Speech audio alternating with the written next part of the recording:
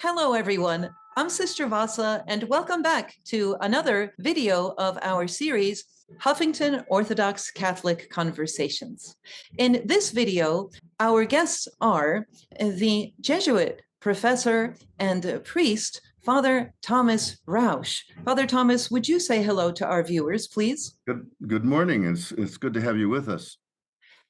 Father and Professor Thomas Rausch is a Jesuit priest and the Emeritus T. Marie Chilton Professor of Catholic Theology and Professor Emeritus of Theological Studies at Loyola Marymount University in Los Angeles.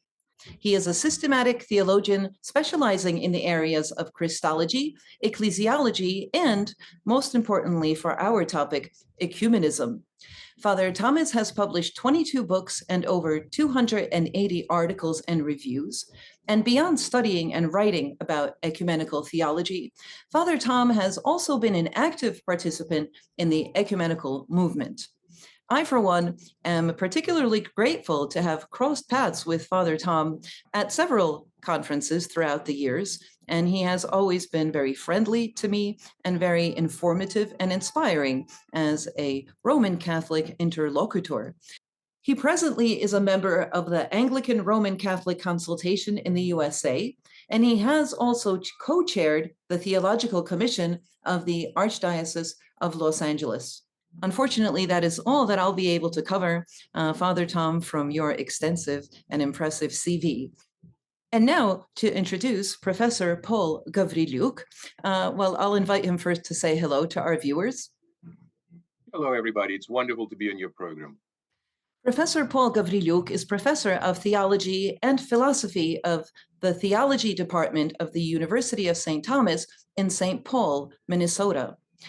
Professor Gavrilyuk is a prominent Orthodox Christian historian and theologian. He's the founding president of IOTA, in case you haven't heard of it, my friends. That is the International Orthodox Theological Association.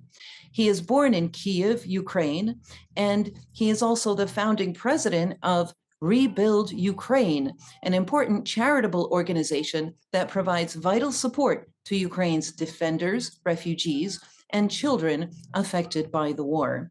Welcome to both of you, and thank you for being here. I will now begin our discussion, which will be today on the important topic of culture wars and how culture wars are affecting both the ecumenical enterprise in general and the religious dimensions for both our churches, the religious dimensions for both our churches of the real all-out war, that is the war in Ukraine.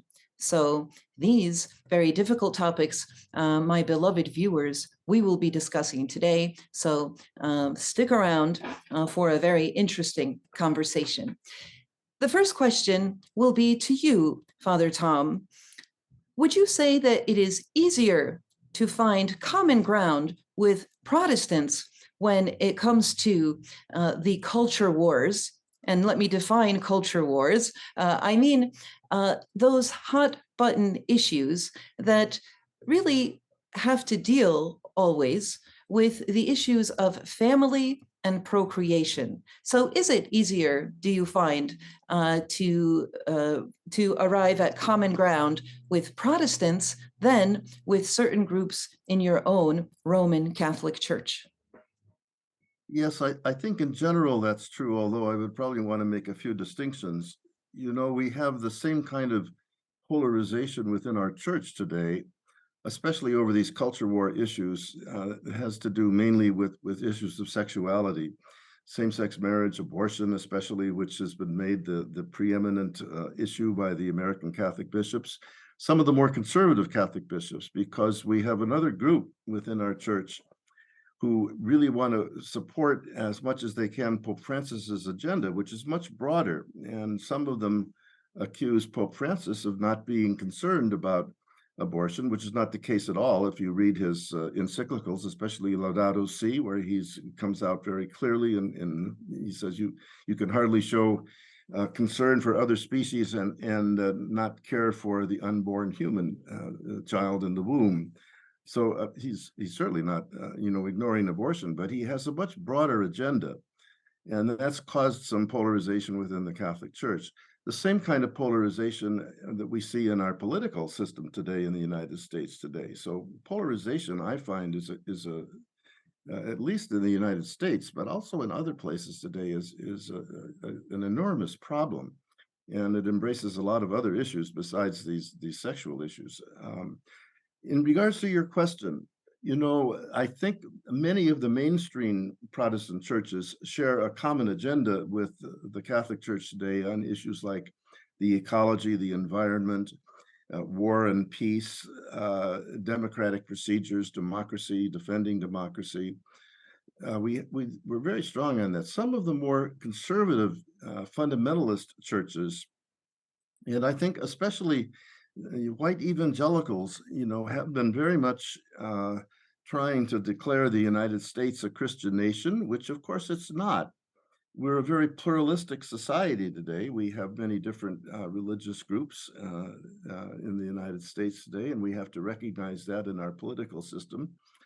And many of our churches are striving to develop interreligious dialogue, which is an important thing. So we do have common ground with some of the mainstream Protestant churches that's easier to find than we do with the culture warriors within the Catholic Church.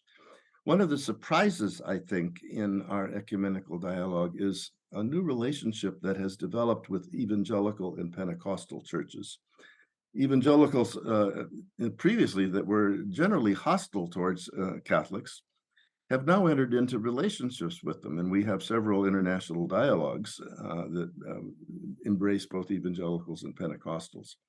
So in general, I think you're right in suggesting sometimes we have more common ground across our denominations than within our own church. Thanks for that, Father Tom. And the question for you, Professor Gavrilyuk, is there common ground amongst Orthodox? I mean, in the pan-Orthodox scene, and how does an international and pan-Orthodox organization like IOTA handle or demonstrate this? So I think we first need to recognize that the Orthodox world is profoundly divided, but the divisions tend to be primarily along the ethnic grounds, and they're also along the grounds of the so-called axis between the Slavic-leaning churches on the one side and the Greek-leaning churches on the other side. So it's really various forms of nationalisms that divide us. So it's the special task of the International Orthodox Theological Association, which is the largest pan-Orthodox society in the world, to precisely to try to bring different sides of Orthodoxy together so that we could have serious dialogue and that we could also have civil and rigorous debate on the questions that really matter. Now, what's the primary common ground? Paradoxically, obviously, the Orthodox themselves share so much in common. We share the riches of our liturgical tradition. We share one creed. And that's a significant element of our faith. And in fact, IOTA itself is very deliberate about organizing a conference on the faith of Nicaea that would deal with the question of the creed and synodality and Orthodox-Catholic unity. And we're planning to have this conference in 2025 at the Angelicum in Rome. This is a wonderful example where, if you will, in the post-ecumenical setting, in the post-ecumenical environment, we will be hosted by our brothers and sisters in the Catholic Church so that we could have, at their invitation, could actually have a conversation on synodality. I want to emphasize that it's the Catholics that are interested in that conversation. How else is IOTA seeking common ground? Well, our first mega conference that was in Romania in 2019 was precisely on the topic of pan-Orthodox unity and conciliarity or synodality. So we wanted to address that topic directly. But synodality for the sake of what? What exactly are we looking for when we're thinking of the church as a council? Well, I think a partial answer was given at our most recent conference that took place in Volos, Greece this past January, where the main conversation was about the church's mission. So I think we can all agree that today Orthodoxy still needs to continue to be a church that has a vision for a global mission. And now then, the issue then for us, and the issue that we will be getting to, of course, is the whole business of whether the question of the church's mission can possibly or should be weaponized. It's absolutely true that our history Should be what? Should be what? yes, that the church's mission should be weaponized, that it should become, that it should somehow arrive on the spears of war or of aggression. And so we only believe at IOTA, we only believe in the form of evangelization and mission that does not arrive with some sort of imperialist proposal, was the proposal of wannabe empire or a future empire. And that is the reason why we are the only pan-Orthodox body of any significance that has actually condemned the war, the Russian-Ukrainian war, completely unambiguously. And in fact, the board of directors published this statement. So again, if we're dealing with the common ground, one of the common grounds is precisely our moral stance against the Russian aggression in Ukraine. And so this is what we wrote in our publicly available statement against the war. We said, as scholars of religion in general and Orthodox Christianity in particular, the IOTA Board of Directors affirms that there is no religious sanction for unprovoked war. And then we continued to say that we specifically are against the barbarous actions of Putin's regime and the sinfully complicit reaction of the Moscow Patriarchate in this war. And then we stated that we call upon the leaders of the autocephalous Orthodox churches to condemn unanimously this fratricidal war. Now, as you know, unfortunately, that condemnation, that is to say, the condemnation from all leaders of Orthodox churches, that condemnation was not forthcoming. And that is why Metropolitan Ambrosius of Korea, who gave his keynote address at IOTA's most recent conference this past January in Volos, stated the following in his address. He said, and I quote, "Most Orthodox leaders have failed to condemn this diabolical war unequivocally."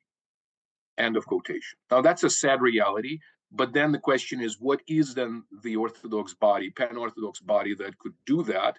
And our answer at present is, it's IOTA. Okay. Thank you for your response, Professor Gavrilyuk. We are getting nearer to something that's going to be our next main topic, and that is the very tragic and difficult challenge for both our churches, that is the war in Ukraine. But before we get there, I do want to talk about the common ground that perhaps we have, that is a Western Christian ground shared by, and I'm putting in quotations, Western Christian, right? Because I think that East and West are projections, especially in our globalized world, of a reality that doesn't really exist except for in our own minds, because I don't think that in a world that internationally, from Moscow to Dallas, Texas, to Ottawa, Canada, to somewhere in Alaska, and so forth, and down to Sydney, Australia, listens to certain music that's the same, that might wear American jeans in all these places and watch the same movies, at least, in popular culture, might share the same culture, and perhaps all might speak at least a little bit of English. I don't think that East and West really exists, and I think that our traditions are passed on and lived in cultures that are more alike than they used to be. However, can we talk about, insofar as we understand East and West, or Western democracies, as sharing something similar as far as an understanding of the importance of certain basic rights, right? Do we share, as Orthodox Christians and Roman Catholic Christians, do we share a common ground upon which we can come together on issues at least as fundamental as the value of human life, not only in the womb, but also outside of it, right? A value for human life, and not just throwing it away and not considering political ideologies to be worth sacrificing, either the lives of your neighboring people, as the Putin regime is doing in Ukraine, or the lives of your own people, throwing them as cannon fodder or as sacrifices to the god of this ideology. Can we come together as Western Christianity in the face of such basic challenges to such fundamental values as, number one, human life, both inside and outside the womb, but number two, freedom, right? The freedom to be yourself. Is that a value that is a Western Christian value of the self-determination to follow your vocation, right? As a sovereign nation, do we support that from a Western Christian perspective?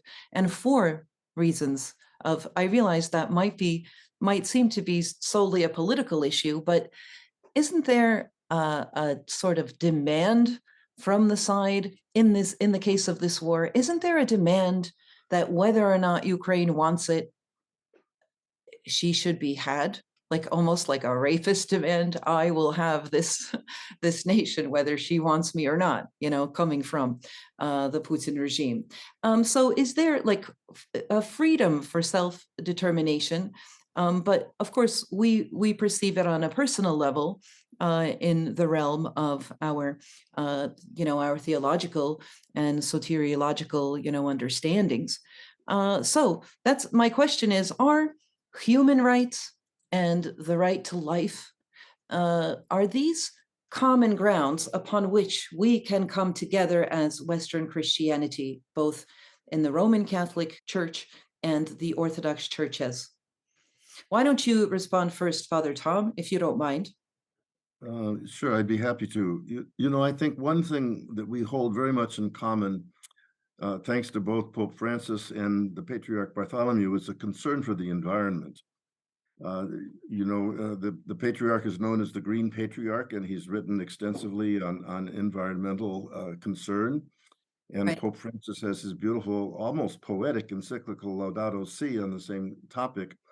And he quotes the Patriarch. So this is a wonderful thing when we look at the historic divisions between these two churches, and all of a sudden see them working together in the area of ecology and saving our threatened planet, this beautiful planet that God has given us, in which we dwell. We see it, those wonderful pictures from space against the darkness of the universe, this blue and white planet. This is one place where we work together. I think another place where we have very common concerns is the loss of so many of our youth today. They're hemorrhaging from the churches, and pardon me, I think this is an area where we certainly have common ground. How can we present the face of Christianity in a way that's attractive to our youth? One of the issues that Pope Francis has stressed in ecologically is that we need to hear both the cry of the earth and the cry of the poor. And I suspect we have some common ground here also. On the right to life issue, I'm going to ask Professor Gavrilyuk to address that. I'm less familiar with the Orthodox position on that. But I do think we have a concern for the dignity of human life that's common. It's something that we share. It's certainly rooted in our biblical tradition when we reflect on God's creation of man and woman in his image and likeness, which says that there is something very special about the human person. The human person is never to be used as a mere means. So we have a common ground there also. So maybe I can turn this over to Professor Gavrilyuk at this point. Thank you, Father Tom. Professor Gavrilyuk? Well, I think Father Tom has really summarized very ably the kind of main points on which common ground is achievable. Let me simply to develop the point about human dignity. It seems that human dignity is exactly the topic that could unite very well, if you will, the Christian right with its concern about life in the womb. And actually the Christian left was its specifically stance against the war and violence. And the reason it could unite the two is because precisely what is the basis for human dignity? There doesn't seem to be a very easy answer to that question from purely natural law on some sort of sociology or empirical science. Rather, in fact, the answer, the best answer, the fullest explanation precisely comes from revelation and from the notion that we are made in God's image and likeness. And that also, of course, speaks to your point, Sister Vassa, about the significance of freedom.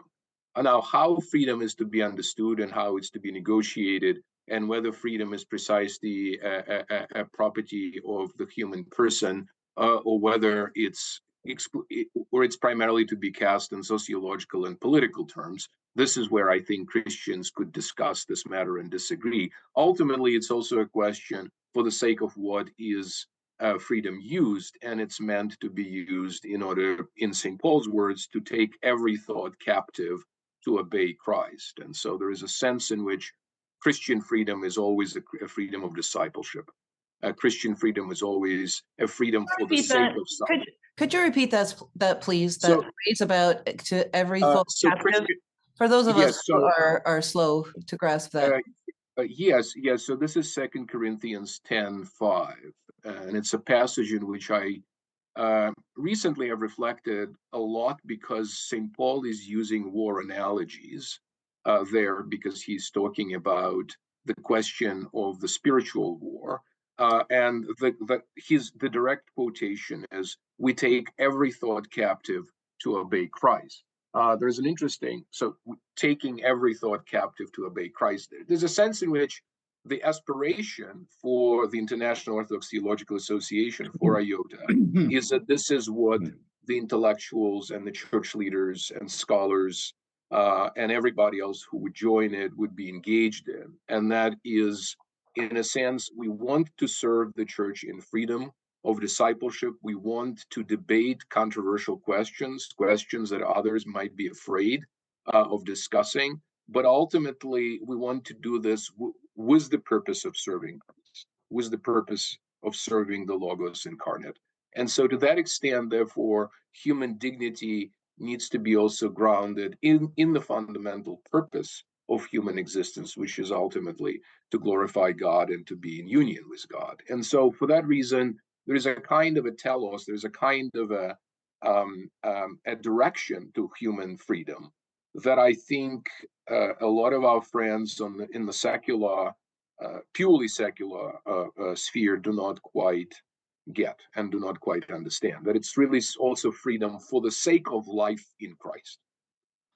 Right. You know, if I might add one thing here, Sister Vassa, I think when we talk about the culture wars, at least in the United States and in the Catholic Church here, some of the opposition against Pope Francis is not merely because he has not taken what some very conservative Catholics consider the most strong position on some of these issues, but some of them are also economic issues, as he has stressed in his Evangelii Gaudium, which is really his kind of statement of his agenda as for his pontificate. He has criticized free market neoliberal economics in a way that has upset some very conservative and moneyed Catholics considerably. So in the United States, we've seen this transference from these issues of the culture wars, especially issues involving sex and gender, to a deeper economic issues. He said, for example, very clearly in Evangelii Gaudium, that the so-called trickle-down theory has never been proved by facts. It doesn't lift all the boats. It's really an economy of exclusion. And this has generated a significant reaction to his pontificate. It's not large, but it's very strong and it's well funded. And that also, I think, enters into this question of the culture wars and the polarization that is present in our churches today. Right. Of course, that's very interesting that the luxury of certain freedoms or of even contemplating them is simply not available in certain countries where there are not enough resources, perhaps even to contemplate something like, being worried about the pronouns that somebody uses with respect to you, not to trivialize that, that problem, but I want to say that uh, in certain regions, whether it's a war-torn region and doesn't have the luxury to be worried about right now, those things about which maybe we're very preoccupied in those nations that aren't war-torn, or in so-called more developed nations, or whether it's simply in countries that are for lack of a better term, um, third world, there are different issues. And I think that it seems like certainly Pope Francis has, as someone who hails from, a region that's not traditional for somebody in his position, has a perspective on those issues. And so I would like to turn our attention to the issues of freedom in those countries that are deprived of at least the semblance of a democracy, right? Whether it's because of a wartime situation, right? Where because of the extreme conditions of being a country at war, issues are raised. Like right now, there's a purely, like Western, I think, Western, not war-torn perspective on certain decisions of the Zelensky government with regard to, say, excuse me, to any viewers who are not in the loop about these intricacies, of this whole issue, but, of the monks of the Kievo-Pecherskaya Lavra not being, welcome anymore to a certain degree, because of a connection to the Moscow Patriarchate in the middle of Kiev, right, which is at war with the Russian regime. Anyway, so I want to address issues of how our traditions in both our churches, how well have we fared with addressing those extreme situations, right? Extreme situations when Christian witness and overcoming of fear, right? And the kind of freedom of the spirit that's required to stand up to authoritarian regimes, or violence coming from a more powerful, political machine, right? Or military machine. How well have we fared, both in East and West, let's say in the 20th century, right? When it comes to standing up to authoritarian regimes. So I'm turning this towards, talking about really, we were talking until now about freedom, right? But a fundamental freedom, it would seem to me, of the Christian spirit is that freedom from fear, even before those who would take away your life, right? The Christian martyria, that is sometimes necessary, right? Have we really, respected even our martyrs that were few and far in between, say, in the era of the fascist, Hitler regime? I mean, let me just complete the question. Did we fare very well, whether it's the Roman Catholic Church or the Orthodox churches, to standing up to fascism and authoritarianism? And today, when we see, say, in Russia, but also in other countries, the rise of authoritarianism, right? So a profound question for the Christian conscience arises.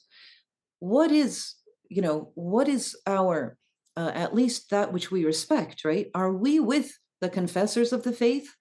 Do we even respect them in the past and celebrate them? And how can the ongoing war in Ukraine perhaps be a teaching moment for our churches, right? If we can imagine for a moment that the Orthodox churches were teachable. All right.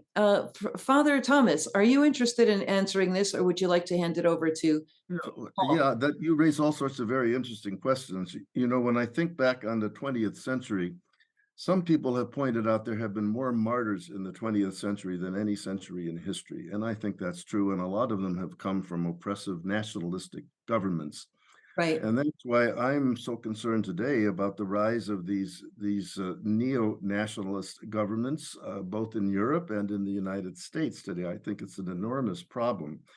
When we reflect on you know, the Christian churches during the Nazi period, both the Catholics and the Protestants have had their martyrs. I think, of course, of the wonderful example of Dietrich Bonhoeffer in the Lutheran churches, who returned to Germany during the war because he said, "I'll have no role to play in the rebuilding of Germany after the war if I have not suffered with my people during the war," and he paid the Right. final price. Right. Very interesting to compare Pope Benedict and Johann Adam Metz, who was a student of Rahner. Pope Benedict said the Catholic Church was one of the strongest oppositions to Hitler during the war. Metz said, "How could we Catholics go through the war singing psalms and praying with our backs turned towards Auschwitz?" So two very different perspectives on the roles of the churches played during the war.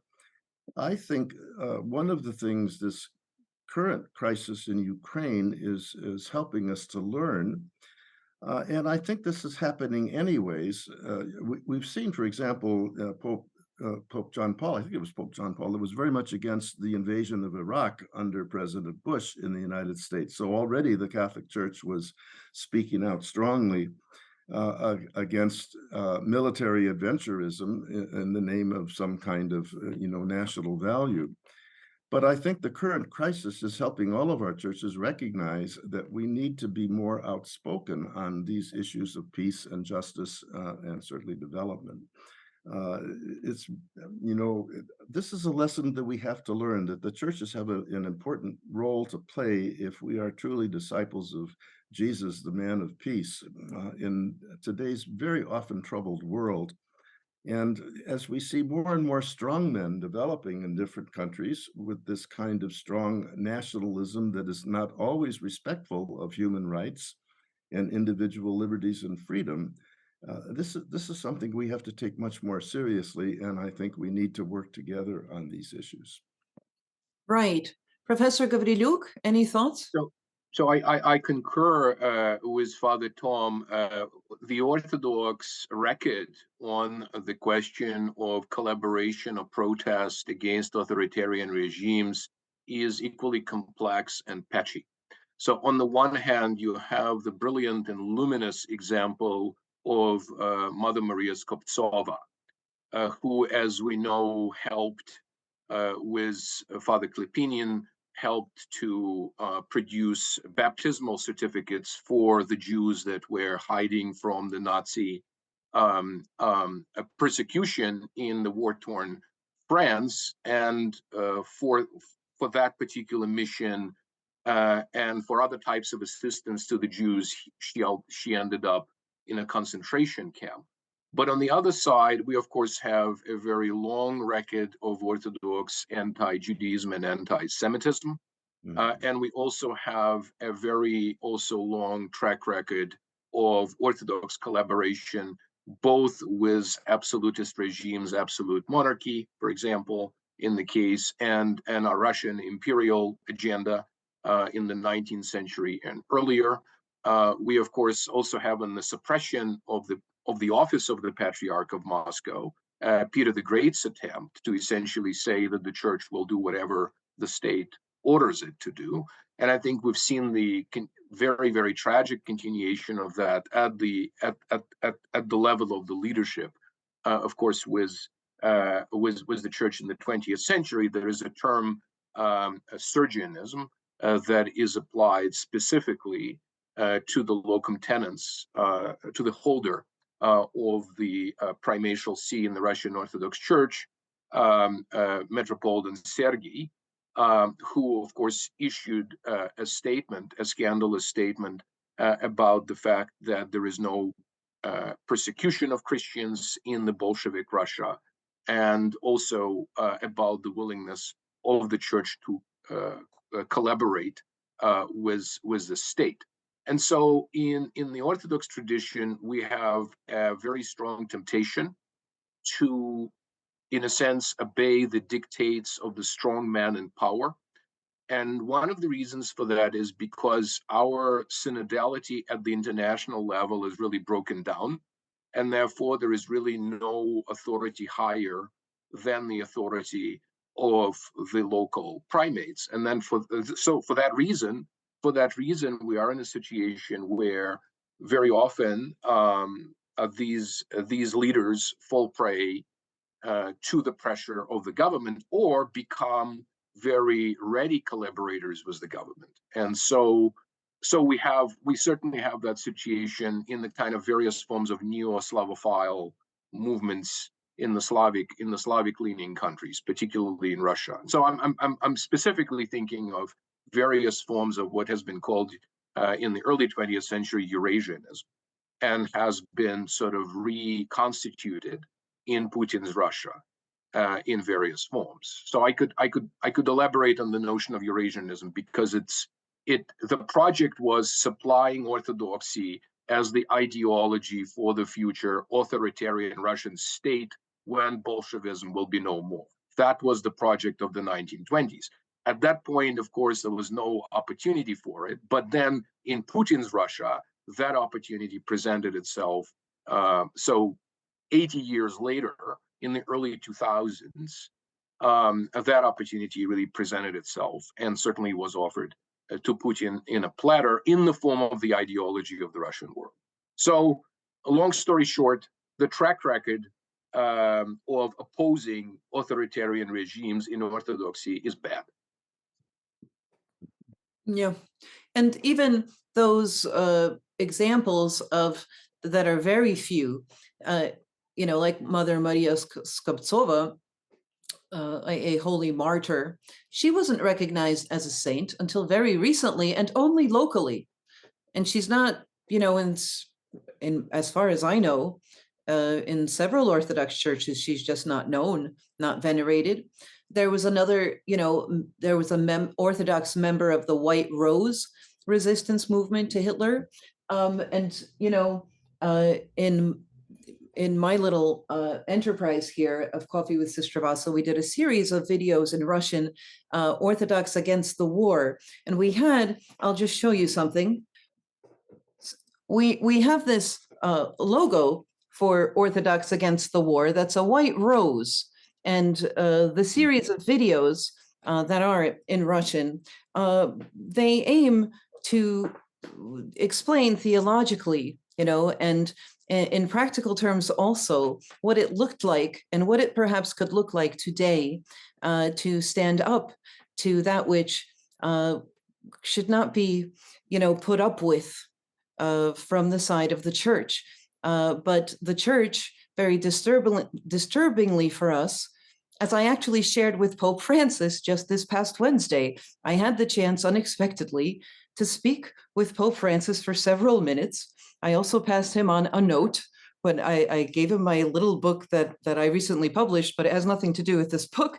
But I put a little note in saying, we need your voice. We need your voice to speak out when basically, I called it, I was telling him this in Italian, but I called it a blasphemy against the Holy Spirit to be justifying from the church pulpit, sending people off to kill and be killed in this mindless war, right? And our patriarch, God bless him, of course, but we can't, in our Christian conviction, pretend that this is the truth, what he is saying. He said that any Russian soldier, as he's blessing them, that any Russian soldier that dies in this war will have all his sins washed away. He said, we believe this. It's on tape. He said it. Now, this is true for jihad, right? But it's not true.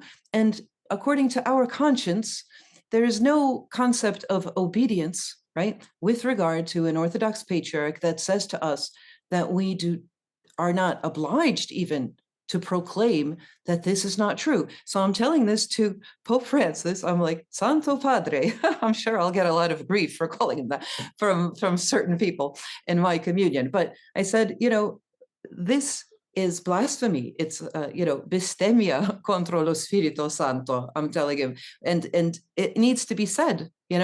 So I think that we could certainly find common ground, that there are Christian values that simply are not the same as something like a war like this one, and the justification of killing for the sake of family values or those values, you know what I'm saying, that are so dear to the hearts of certain segments of the far right. This is impossible to justify. And so our martyrs against, authoritarian regimes, and the ones that today are imprisoned also in Russia, we have people today, they happen to be Orthodox Christians in many cases, including Alexei Navalny, who quotes the gospel, and in his final words at one of his trials, he quoted the gospel in his Instagram posts recently, in his greeting that he was able to get through his lawyers to his supporters post some of his words on Instagram. He's quoting, St. Paul, and he's saying, do not be discouraged. He says, "Oh, death, where is thy sting?" I mean, there are people who are suffering for telling the truth, and we do not own them. We do not own them as our own. So I'm saying that, can we be unified? Because we're going to have to wrap this up soon, my friends. But can we be unified in despite some of our failures in the past, right? Now that this is rising again, certain, threats to the Christian conscience, can't we at least agree on the fact that we cannot agree with sacrificing to some new idol, new idol of ideology, regardless of whether it's like supposedly family values? Well, it's certainly not family values in my judgment.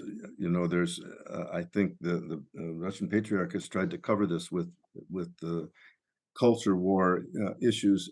This is really neo-colonialism. Yeah, I know.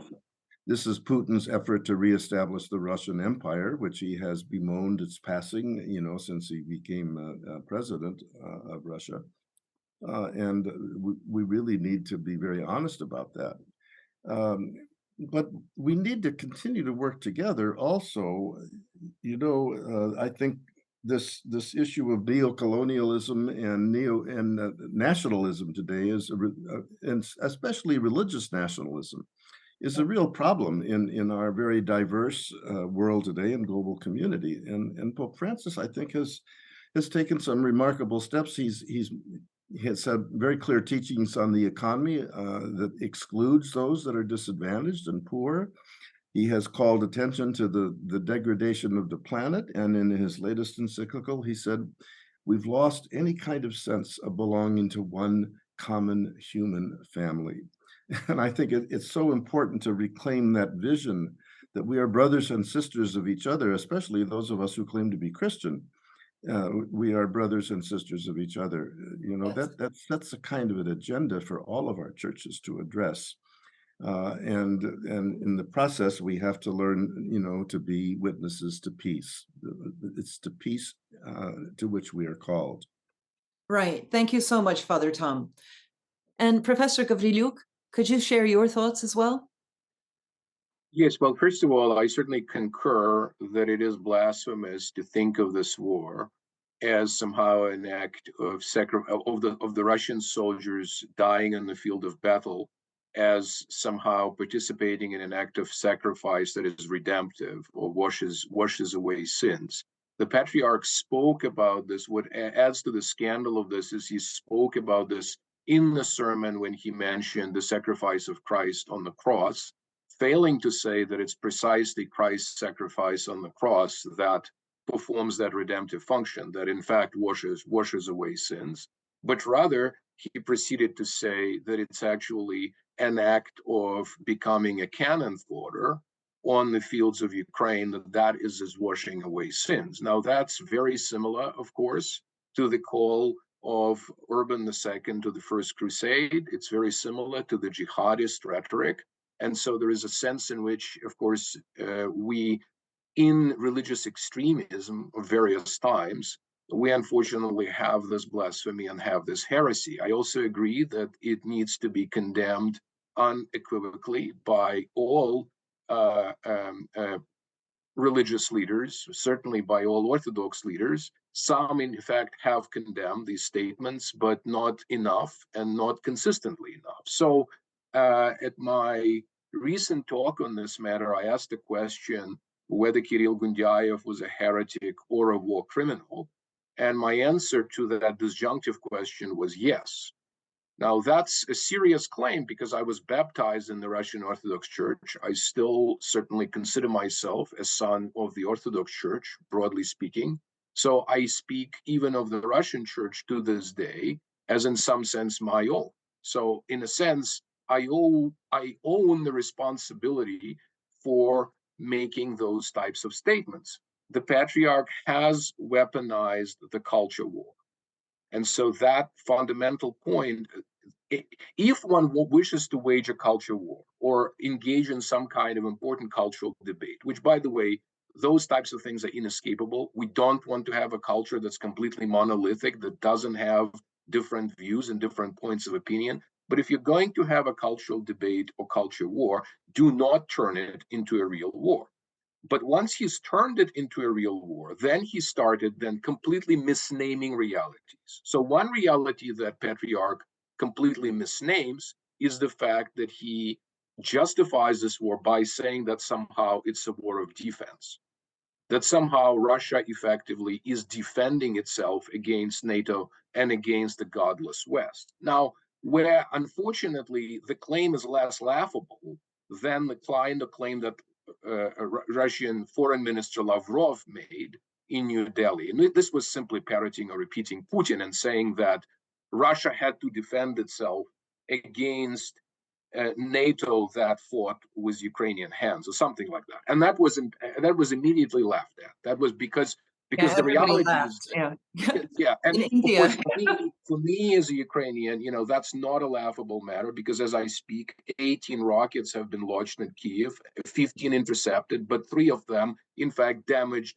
not just infrastructure, but human lives. We've been speaking about human dignity. This is about the value of human lives, fundamentally. And so he's misnamed the reality of the war of aggression. He's actually helped Putin's regime with these lies about the fact that somehow it's a war of defense. And unfortunately, in the West, this particular position, through the church as a high trust institution, finds some people who are willing to listen. Okay, yes. Not a lot, still some people who are willing to listen. The second way he's misnamed the reality is that he believes that somehow it's in eastern Ukraine, in Donbas area, that somehow the clash of civilizations is happening between the Holy Rus on the one hand and the godless West on the other hand. That's a complete it's a complete wish fulfillment because Donbas, for better or for worse, is a highly secular, dreary region, industrialized region that is much more secular than present-day Texas. Okay, now whether that's a good or a bad thing, I don't know. But Texas is more religious than Donbass. And the further you drift to the west of Ukraine, the more religious you find the country. And of course, closer to the border of Poland, really religious adherence and religious participation in religious life really become, you're getting to the you're no longer in the single digits, you're now in the double digits. So the idea that somehow the clash of civilizations is between Holy Rus and this somehow vision of the pious and holy empire, Russian Empire on the one side, and the godless West, misnames the reality because it also completely misunderstands the West. And it misunderstands the fact that the cultural wars that we're talking about are the wars that are also inherent to the West itself. In other words, they are internal, as Father Tom has discussed, they're internal to the conscience of Western Christians. I mean, these cultural wars are deeply within, let's say, the Roman Catholic Church and certainly mainline Protestant churches. And so For that reason, therefore, it's just completely wrong. And then finally, and really most important, if you want to defend family values, the last thing you can do is to kill 500 children. And that's what's, by now, this is what has happened in this war. At least 500 children have been killed, more than 1,000 have been mutilated. And more importantly, if you really want to defend the family, well, don't separate millions of mothers and children on the one hand from their fathers who are fighting the war, and mothers, of course, are fleeing the war-torn areas. I mean, he's separated millions, he's brought about, and by he, I mean Putin's regime, but it's Putin's regime that is supported by the ideology of the Russian world. And the crucial element in that ideology, of course, is a perverted version of Orthodox, the Orthodox faith that's supplied by Gundyaev. And so the worst thing you can do, if you really want to defend family values, is to create concentration camps for over 6,000 children. This is according to Yale report of February, on the territory of Russia. And I think that is a scandal. And it certainly is not, it's a scandal that many Orthodox leaders fail to talk about. And I think we absolutely, we need to be, as Orthodox, this is both an internal conversation, but it's also a conversation that we owe to our brothers and sisters in Christ in the Western world, because many are just perplexed. Yes, many are just. Paul, can I just interject quickly? The fact is that I think that it's pretty clear that the presentation of these justifications by the Kremlin, right, is for outside, it's for external consumption, specifically for those in the so-called West, right, that are concerned about these issues, right, about, the transgender issue, about gay marriage and all of this stuff. I think that the Kremlin presents this hoping to take away some of the overwhelming support for the cause of Ukrainian self-defense, which this is, Ukraine being 20 times smaller than this Goliath that indeed did invade, right? Nobody invaded Russia, and the turnaround of Russia somehow being the victim here, of course, it's preposterous. It's like an upside down world when you listen to this, because it's like, wait a minute, what? Like a cartoon character, like, what are you saying now? First they were saying Ukrainians are bombing their own cities, like it was some crazy stuff. And it's like fighting a tidal wave of lies, dealing with this type. But let me just finish this, that it's for this reason that we're talking about the weaponization of the culture wars, because we're talking on this little video to an audience that's going mostly to be our Western Christian, brothers and sisters, that the murderous aspect, the deadly aspect of this kind of rhetoric, right, that is actually a justification, simply put, of killing, of human sacrifice for actual, as Father Tom said at the beginning, colonialism. It's all very simple, it's all very simple, but it's dressed up, and it's important to understand this, right? It's dressed up in this supposed, I don't know, self-righteous, supposed defense of family values that, as Paul, you mentioned, are not actually all that important to people who actually live in most parts of like Russia, but also, Eastern Ukraine. So that's an important thing to understand, right? That we are dealing with a Christian value at stake, that is the value before all things of human life. It is precious, right? It's not okay. 100,000 here, 100,000 there fallen, right? That's insane. It's insane also to put to death a lot of your able-bodied young men that could produce more children when you have a demographic crisis in Russia, right? So anyway, all these issues, we're wrapping up, right? I think I'm very grateful to have discussed in this little circle, Father Tom, with you, a prominent light on the scene, of just general theology, systematic theology also, and in the ecumenical enterprise for so many years. Thank you so much for being here. It's been an honor for me. And Paul, Professor Gavrilyuk, it's wonderful to see you here. And thank you for sharing also this very important thing that you did, is bring so many people together by being the founding president of IOTA, and God bless your work with Rebuild Ukraine.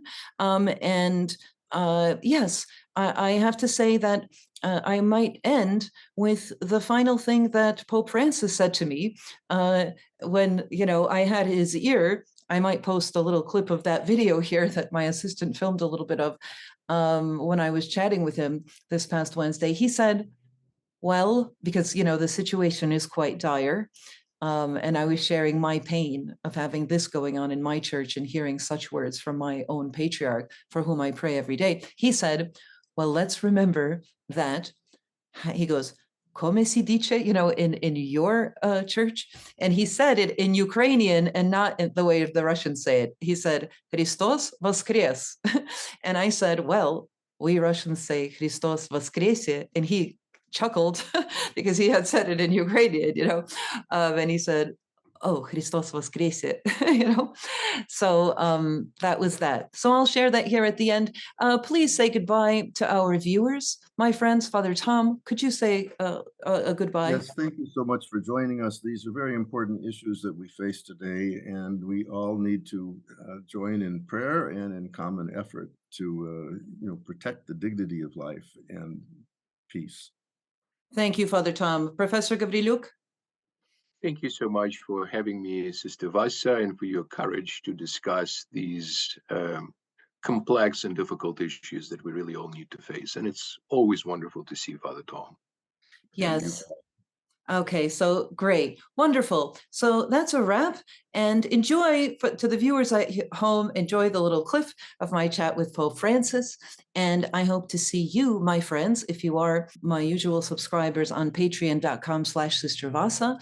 We'll talk about all this more. And thank you to the Huffington Ecumenical Institute for sponsoring this series of videos, the Huffington Orthodox-Catholic Conversations. Our friends who are watching this, watch for the next Huffington Ecumenical Institute video here on YouTube. That's it. Bye, everyone. Thank you so much. Thank you so much.